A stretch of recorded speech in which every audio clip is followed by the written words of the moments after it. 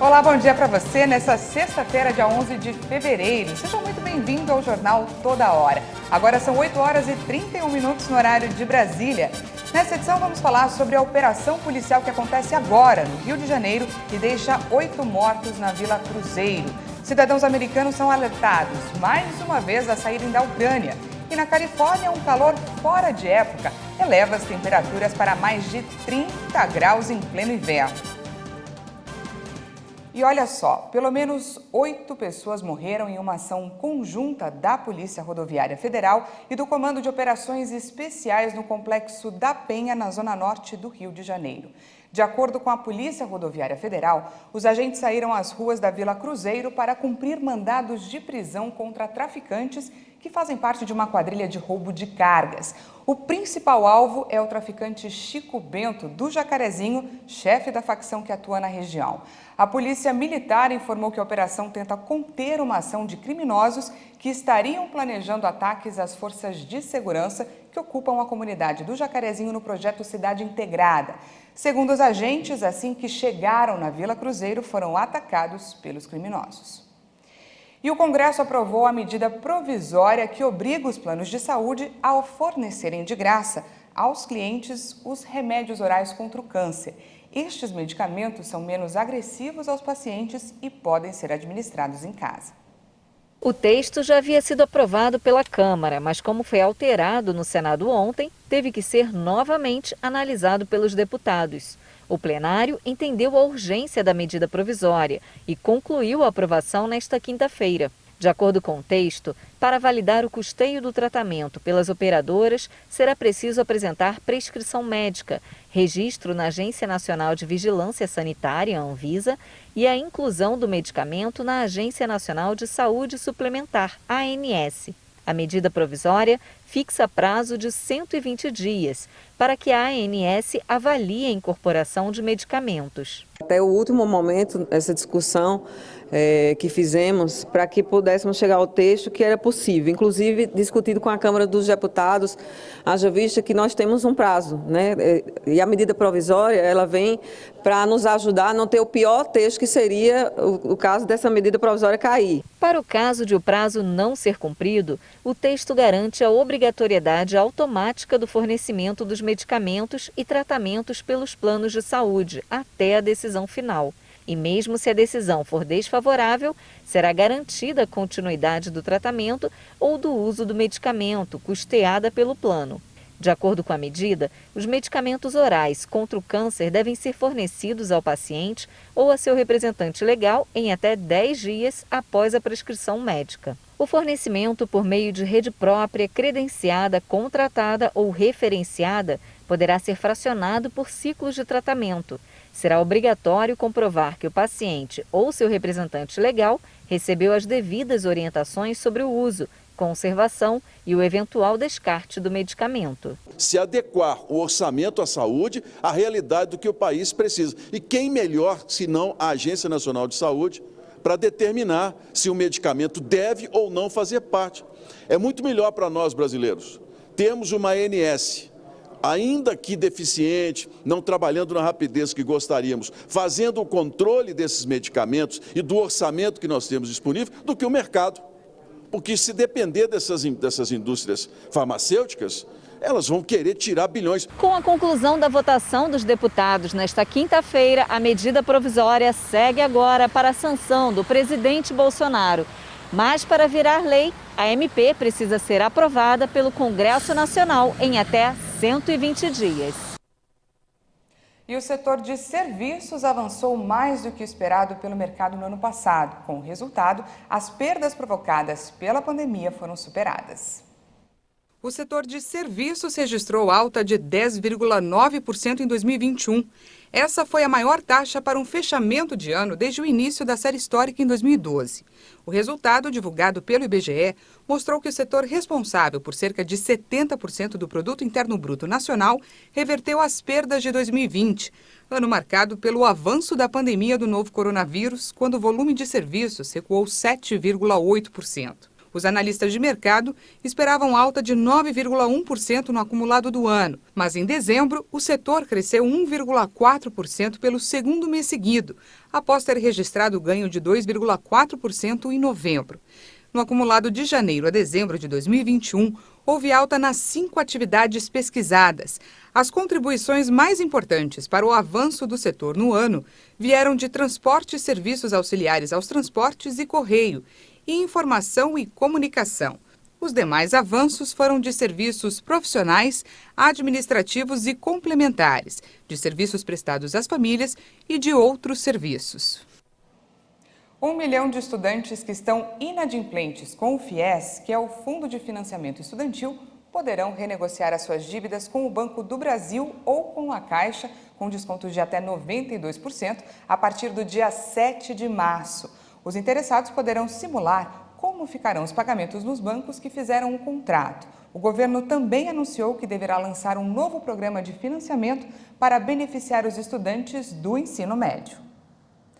E a Câmara dos Deputados concluiu a votação do projeto Habite Seguro, que facilita a compra da casa própria para os profissionais da segurança de todo o país. Na conclusão dos trabalhos, os agentes de trânsito foram incluídos no programa Habite Seguro. Com recursos do Fundo Nacional de Segurança Pública, a proposta permite a contratação de linhas de crédito imobiliário em condições facilitadas para profissionais de segurança pública. Após a análise dos deputados ser adiada 2 vezes na semana passada, o texto base da medida provisória foi aprovada pela Câmara ontem à noite. O texto segue agora para o Senado, onde precisa ser apreciado até o dia 21 para que a MP não perca a validade. O objetivo da MP é oferecer condições para que os policiais comprem ou construam a casa própria, podendo financiar até 100% do valor do imóvel, com subsídio de até R$13 mil. O projeto contempla profissionais das carreiras da Polícia Civil, Militar, Federal, Polícia Rodoviária Federal, Polícia Penal, Corpo de Bombeiros, agentes penitenciários, peritos e guardas municipais. Os profissionais podem estar na ativa, na reserva, reformados ou aposentados e devem ter uma remuneração bruta de até R$7 mil. O projeto também se estende aos dependentes e cônjuges dos beneficiários falecidos, em razão do exercício do cargo. Outras categorias de servidores concursados, como agentes socioeducativos, agentes de trânsito e policiais legislativos, também poderão contar com as condições especiais oferecidas pelos agentes financeiros, mas não poderão receber o subsídio. E vamos falar agora de Auxílio Brasil. O governo federal incluiu mais de 500 mil novas famílias no programa. O benefício vai ser pago ainda neste mês para 18 milhões de brasileiros. O Ministério da Cidadania informou que 556.054 novas famílias foram incluídas no cronograma do Auxílio Brasil, o programa que substituiu o Bolsa Família. Segundo o Ministério, com essa inclusão, o governo diz ter zerado a fila de elegíveis de 2021. No total, o programa vai atender em fevereiro 18 milhões de famílias com um repasse mínimo de R$ 400. Ao todo, devem ser pagos mais de 7 bilhões e 300 milhões de reais. Em janeiro, o repasse do governo totalizou cerca de 7 bilhões de reais. A próxima parcela vai começar a ser paga em 14 de fevereiro. O calendário de pagamento segue o final do número do NIS do beneficiário. As parcelas mensais do Auxílio Brasil ficam disponíveis para saque por 120 dias após a data de recebimento. E atenção, os casos de dengue aumentaram mais de 100% em São Paulo, no Distrito Federal e em Goiânia. Especialistas e autoridades de saúde alertam para o crescimento do número de criadouros e da incidência da doença em algumas regiões do país. Dados do Ministério da Saúde, do Boletim Infodengue da Fiocruz e das secretarias municipais e estaduais de saúde indicam que o Brasil corre grande risco de enfrentar uma epidemia de dengue este ano. O último boletim do governo federal revelou que em janeiro deste ano foram registrados 40.127 casos de dengue no país. O número é 48,1% maior que no mesmo período do ano passado. A região centro-oeste apresentou a maior taxa de incidência da doença, seguida das regiões norte, sudeste, sul e nordeste. De acordo com o Serviço de Infectologia do Hospital Aeroporto, na Bahia, 3 fatores contribuem para a possibilidade de uma epidemia da doença no país: a intensa quantidade de chuva, a própria periodicidade da doença e a circulação simultânea de 2 sorotipos de dengue. A cada 3 anos é observado um aumento mais significativo de casos de dengue. Em 2016, foram registrados muitos casos, assim como em 2019. Desta forma, o ano de 2022 estaria na mira. Os sorotipos 1 e 2 estão circulando na maior parte do país, e isso aumenta ainda mais o risco de contaminação. De acordo com o Infodengue, no mês de janeiro, o estado de São Paulo registrou quase 12 mil casos da doença. Na última semana do mês, 10 cidades estavam em situação de epidemia para a doença. A dengue, assim como a zika e a chikungunya, é transmitida pela picada do mosquito Aedes aegypti. O vetor se prolifera em ambientes quentes e úmidos, o que torna o período de verão extremamente favorável à sua disseminação. Por isso é tão importante que cada um faça a sua parte e evite que a água fique ali parada. A sexta-feira será marcada por instabilidades em diversas regiões do país, principalmente entre os estados do Sudeste. Nas regiões Sul e Nordeste, o calor intenso deve continuar nos próximos dias. Vamos conferir a previsão do tempo para essa sexta-feira e também para o final de semana em algumas cidades do país. Em Porto Alegre, no Rio Grande do Sul, a máxima prevista para hoje é de 33 graus. No final de semana, o calorão deve continuar por lá, com máxima de 32 graus no sábado e 30 no domingo. Em Recife, Pernambuco, a sexta-feira também será quente. A temperatura pode chegar a 32 graus. No final de semana, o tempo firme vai continuar com máxima também de 32 graus. E em Cabo Frio, no Rio de Janeiro, o tempo deve ficar instável. Hoje, os termômetros devem registrar apenas 24 graus. No sábado, a máxima prevista é de 25 graus, com previsão de chuva a qualquer hora do dia. E no domingo, a temperatura por lá não vai passar dos 27 graus. Veja a seguir, tensão entre Washington e Moscou chega ao nível mais alto desde a Guerra Fria. E ainda, onda de calor incomum em pleno inverno aumenta as temperaturas na Califórnia. Nós voltamos já.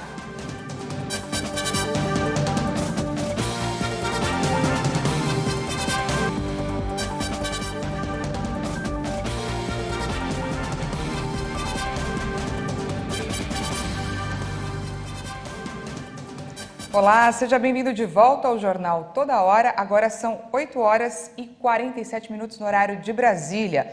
O número de testes rápidos de Covid com resultado positivo feitos em farmácias caiu quase 40%.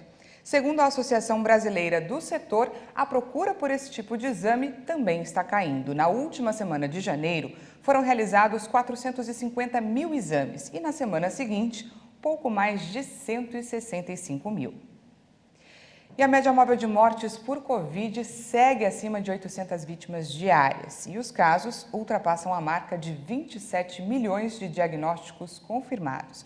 Vamos aos números da pandemia. O Brasil registrou 943 mortes por Covid em 24 horas. Com isso, o país passa 636.017 vítimas da doença. Também foram registrados 164.066 novos casos em um dia. Ao todo, já são mais de 27 milhões e 119 mil diagnósticos confirmados. A média móvel de mortes chega a 857 vítimas diárias. O indicador, que voltou a ficar acima de 200 em 19 de janeiro, registra aumento de 109%. A média móvel de casos apontou que 146.854 registros foram feitos por dia. Os dados mostram uma tendência de estabilidade, com uma redução de 4% em relação a 2 semanas atrás. No cenário da evolução da doença por regiões, hoje, 25 unidades da federação indicaram alta. O estado de Goiás registrou estabilidade no número de mortes. Nenhum estado registrou queda. O estado de Roraima não divulgou os dados da doença. O Brasil já aplicou mais de 375 milhões e 30 mil doses de vacinas contra a Covid. Vamos dar uma olhada nos números da vacinação. Segundo o Ministério da Saúde e as secretarias estaduais de saúde, mais de 168 milhões 375 mil pessoas tomaram a primeira dose.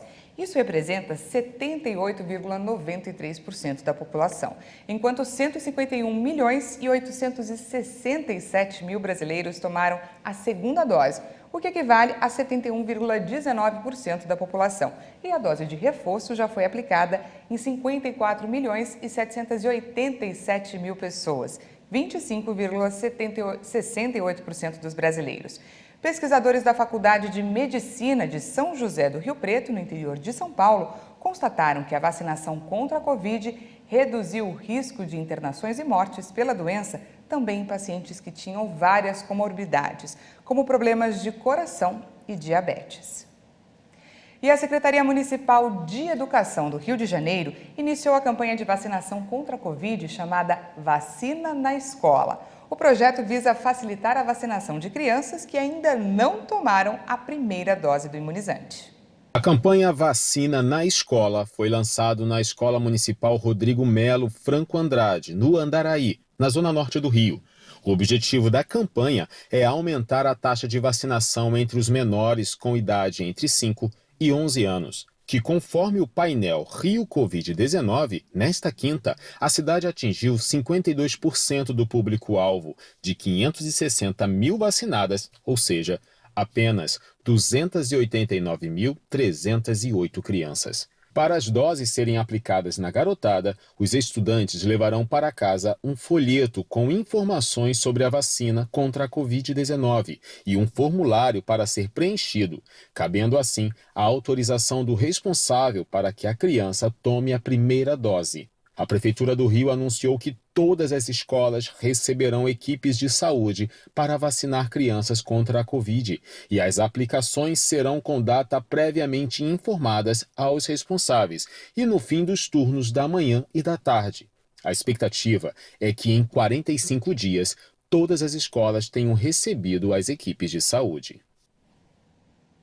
O Ministério da Saúde recomendou a quarta dose da vacina contra a Covid para adolescentes imunossuprimidos.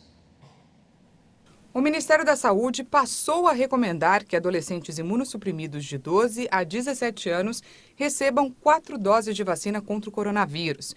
Segundo a pasta, 3 delas devem ser no esquema primário e a quarta dose vai ser de reforço. Esse reforço deve ser aplicado 4 meses depois da terceira dose. Apenas a vacina da Pfizer pode ser utilizada nesses casos. Os adolescentes imunossuprimidos incluem aqueles com hemodiálise, tratamento de câncer ou que vivam com HIV. Atualmente, a orientação de aplicar uma quarta dose da vacina já vale para a população imunossuprimida com 18 anos ou mais. O governo federal estuda dar uma quarta dose também para os idosos. E em meio a essa discussão sobre a necessidade de uma quarta dose, a Anvisa emitiu um posicionamento no qual sugere o desenvolvimento de novas vacinas com outras abordagens tecnológicas. Na nota oficial, a agência afirma que as empresas devem explorar a viabilidade de desenvolver vacinas variantes bivalentes ou multivalentes para determinar se elas oferecem vantagens aos imunizantes monovalentes. A dose de reforço ao esquema primário é defendida pela reguladora, que ressalta que está se tornando cada vez mais claro que uma dose de reforço da vacina é necessária para estender a proteção contra as formas graves da doença. Sem opinar pela inclusão de uma quarta dose no Brasil, a Anvisa apenas destacou que os atuais imunizantes aprovados pela agência, na forma de registro ou uso emergencial, oferecem proteção considerável contra a hospitalização e óbitos causados por infecção pela variante Ômicron. No comunicado, a reguladora pondera que uma estratégia de longo prazo, como a que prevê aplicações periódicas, é uma discussão global e que exigirá coordenação entre os tomadores de decisão em saúde pública em todos os níveis. Nos destaques internacionais, a tensão entre Washington e Moscou chega ao nível mais alto desde a Guerra Fria. Diante de uma temida invasão russa na Ucrânia, Joe Biden pediu novamente que cidadãos americanos deixem a região. O governo russo nega ter planos de atacar a Ucrânia, mas concentra mais de 100 mil soldados perto da fronteira com o país. A embaixadora dos Estados Unidos nas Nações Unidas, Linda Thomas-Greenfield, já afirmou que trabalham para desencorajar os russos de escolher o confronto. Enquanto aumentam boatos sobre uma possível terceira guerra mundial, o presidente dos Estados Unidos pediu que os cidadãos americanos deixem imediatamente a Ucrânia. Segundo Joe Biden, abre aspas, estamos lidando com um dos maiores exércitos do mundo e, em hipótese alguma, eu enviaria tropas para a Ucrânia, mesmo que fosse para resgatar os americanos em caso de invasão russa. Fecha aspas. Os comentários de Biden podem elevar novamente a tensão do conflito. O secretário de Estado americano, Antony Blinken, disse nesta sexta-feira que a Rússia continua enviando tropas para sua fronteira com a Ucrânia e advertiu que a invasão pode começar a qualquer momento, inclusive durante os Jogos Olímpicos de Inverno que estão acontecendo em Pequim. O Kremlin nega qualquer intenção. E nos Estados Unidos, a inflação ficou em 7,5% em 12 meses até janeiro. Essa é a maior aceleração em quase 40 anos. A taxa em janeiro, acima da esperada pelos analistas, foi de 0,6% em relação a dezembro, valor que foi revisado ligeiramente para cima. O último dado de inflação de 12 meses tão alto é de fevereiro de 1982. A Casa Branca já havia alertado na quarta-feira que os números deste mês seriam ruins. O Departamento do Trabalho atribui esta nova alta particular aos preços dos alimentos, eletricidade e aluguéis. Em um ano, os preços da energia aumentaram 27%, enquanto os alimentos subiram 7%. O presidente Joe Biden disse estar otimista de que a inflação vai ser controlada até o final do ano. Os dados aumentam as expectativas de que o Federal Reserve decida em breve um aumento das taxas de juros. E olha só, calor fora de época na Califórnia. A previsão é de que a temperatura em pleno inverno deve passar dos 30 graus. Até um incêndio, que é comum no verão, foi registrado. Uma onda de calor incomum em pleno inverno aumentou as temperaturas na Califórnia. O calor provocou um incêndio florestal fora de época que forçou as pessoas a saírem de casa na parte sul do estado. O Serviço Nacional do Clima emitiu um alerta de calor para a Califórnia nos próximos dias, com máximas de até 32 graus em Los Angeles, temperatura superior à média nesta época do ano na cidade costeira. O professor da Universidade de Dartmouth, Justin Munkin, explicou que com o aquecimento global, esses fenômenos, em parte causados pelas condições meteorológicas locais, serão cada vez mais comuns. A Califórnia enfrenta anos de seca intensa e temporadas de incêndio cada vez mais dramáticas. Várias cidades do estado registraram novas máximas acima de 30 graus e a Serra completou 32 dias sem chuva, o maior período consecutivo sem precipitações no inverno na região. Essa edição fica por aqui. Muito obrigada pela sua companhia. Às 10 horas tem mais informações com a Patrícia Velenic. E eu deixo vocês com imagens da nossa Praça da República nessa manhã ensolarada aqui na região central de São Paulo. Muito obrigada e até mais.